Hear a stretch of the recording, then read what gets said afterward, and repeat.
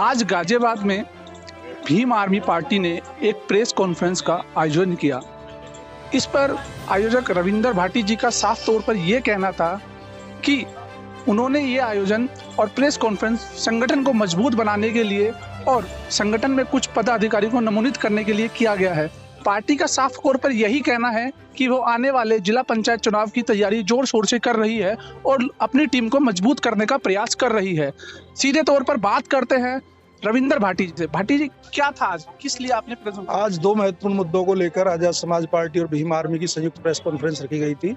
एक तो जो किसान विरोधी इन्होंने काला कानून पूरे देश में थोपा जा रहा है, उसका विरोध करने के लिए हमारी पार्टी और हमारा संगठन भीम आर्मी जहां भी किसान संघर्ष कर रहे हैं उनके साथ हमारा फुल सपोर्ट है। हमारे कार्यकर्ता गाजीपुर बॉर्डर से कपिल आजाद जी, सतपाल चौधरी जी, आफ्ताब जी, सब लोग हमारे वहां से जेल भी गए थे और इन्होंने, लेकिन जेल की दीवारें या तानाशाही सरकार की हमारे जो किसान विरोधी बिल के खिलाफ हमारी पूरी पार्टी खड़ी है, उनके हौसलों को तोड़ नहीं सकती।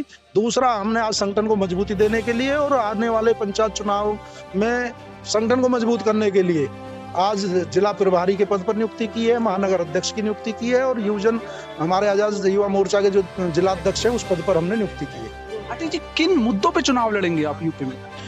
भीम आर्मी और आजाद समाज पार्टी का गठन संघर्ष के नाम पर हुआ है और संघर्ष से ही हमारी राजनीतिक जो पार्टी निकली है आजाद समाज पार्टी, उसकी पहचान संघर्ष है।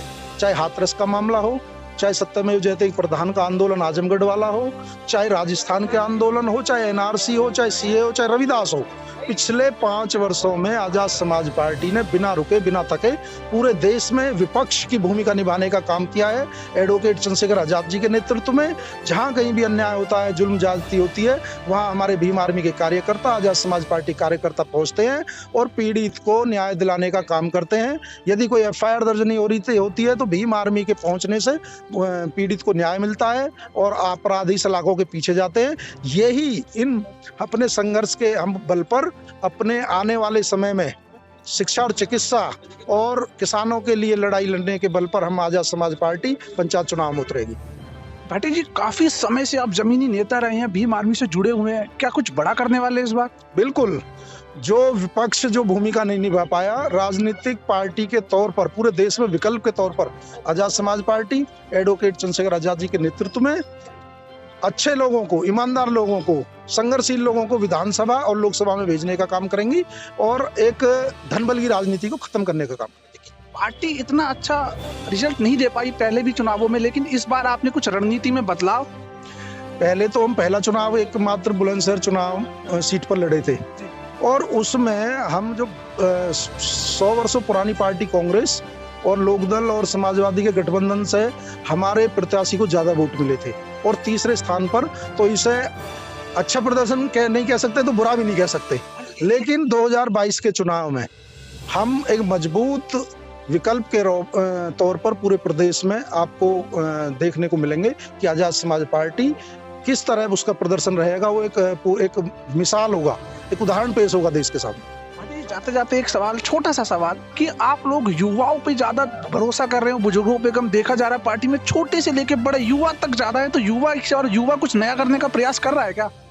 देखिए, हमारा देश जो एक युवा देशों में गिनती होती है और यहाँ 60% के से ज्यादा पूरी दुनिया में देखा जाए सबसे ज्यादा युवा भारत में है और युवा कुछ करना चाहता है, कुछ क्रांतिकारी परिवर्तन करना चाहता है। बहुत से लोग सवाल उठाते हैं कि इनकी पार्टी में तो युवा ज्यादा है, लेकिन जितने क्रांतिकारी थे जिन्होंने देश को आज़ादी दिलाई वो सब 18 से 25 साल की उम्र में उन्होंने शहादत दी।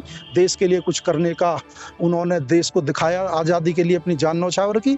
हमारी पार्टी, हमारे लोग, हमारे साथी पूरी ताकत के साथ, ईमानदारी से, मेहनत से और संघर्ष के बल पर एक राजनीतिक परिवर्तन देने जा रहे हैं। ये थे हमारे बीच रविंदर भाटी जी। इनका साफ तौर पर कहना है कि इस बार पार्टी कुछ नया करके दिखाएगी और बहुत रणनीति तैयार कर रही है और नीचे स्तर से रणनीति तैयार करके कुछ एक बड़ा उपयोग करने का प्रयास किया है। गाजियाबाद से मोहित नागर की रिपोर्ट, LS न्यूज़। धन्यवाद।